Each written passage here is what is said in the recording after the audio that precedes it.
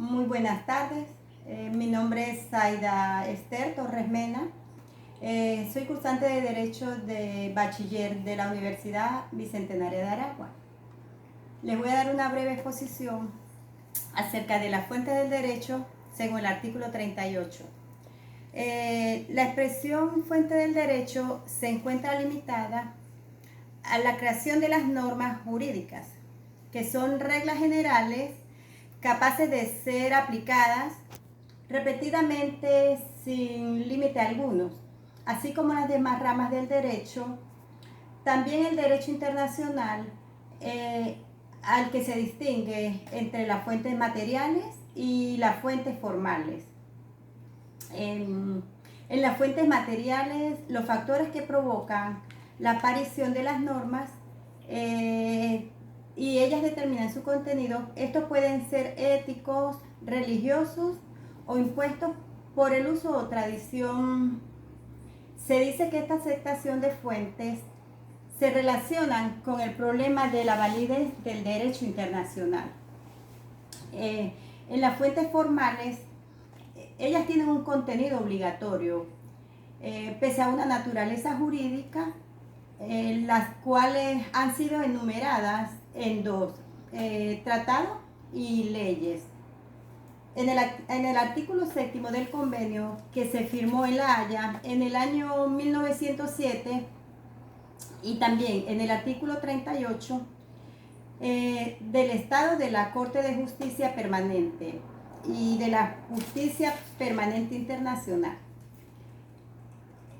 Este es el documento más lejano que se tiene de un documento jurídico internacional. Es entonces con las riquezas de las actuales relaciones internacionales, donde el artículo 38 queda como un punto de partida y de muchos cuestionamientos. En algunos contenidos y algunos han tenido respuestas de la doctrina de la práctica internacional. Un ejemplo se expresa en la opinión iuris de los estados. Puedo decir que la Corte Internacional de Justicia se debe basar a lo dispuesto en el artículo 38 y así recurrir a otros factores como la aceptación general. De esta manera, un análisis detenido de la práctica internacional es posible identificar manifestaciones de normatividad en las resoluciones de los órganos internacionales. Este artículo establece donde solo el derecho aplicable por un tribunal en uso de controversia, o sea, es decir que los tratados son los más antiguos, son las más antiguas instituciones del derecho internacional, en el cual comenzó la negociación en el 1969 de la Convención de Viena en el derecho de los tratados. Ahora bien, actualmente la doctrina se dice que es un valor o relaciones de las normas internacionales y es utilizado como método para descubrir lo que es un derecho. Más que ser una fuente de normas, sirve para ser una fuente de Estado, para saber si existe la propiedad jurídica sobre un determinado.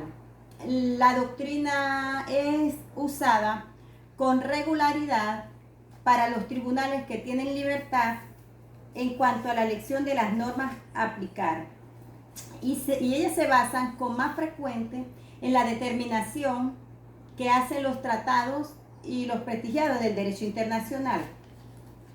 En la jurisprudencia internacional se revela eficaz en materia de consentimiento del Estado para obligarse los tratados internacionales. Sin embargo, en el acto de manifestación del consentimiento no llega a constituir el objeto de un litigio internacional.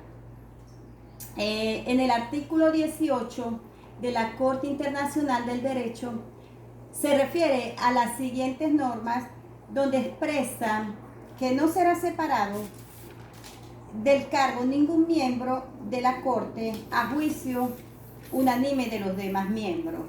También se dice que el secretario de la Corte Internacional comunicará finalmente lo anterior al secretario de las Naciones Unidas. Muy buenas tardes.